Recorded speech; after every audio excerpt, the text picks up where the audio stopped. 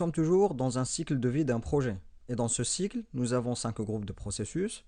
Comme vous pouvez voir, nous avons le groupe initialisation, planification, exécution, surveillance et clôture. Ces 5 groupes ne sont pas des phases du projet. Lorsque le projet est divisé en phases, les processus continuent dans les groupes, par exemple les groupes d'initialisation, planification, etc., interagissent au sein de chacune des phases. Tous les processus de groupe peuvent être représentés au sein d'une phase.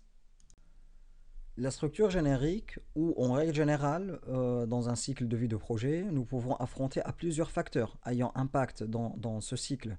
Vous pouvez voir ici, par exemple, que le risque au début d'un projet est assez important, vu qu'on n'est pas encore pris en main tous les éléments et qu'il y a encore des points non connus au début.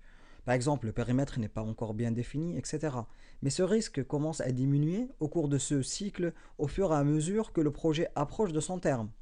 Par contre, le coût de changement prend le sens inverse. Il est faible au début du projet, vu qu'on n'a pas encore commencé, on n'a pas avancé, je voulais dire, dans nos développements, mais cela devient très important à la fin du projet.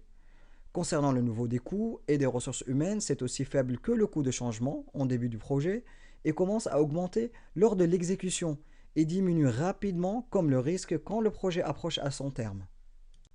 C'est pour cela, et afin de bien contrôler les différentes phases d'un projet, le groupe de processus surveillance, par exemple, reste maintenu avec nous tout au long du projet.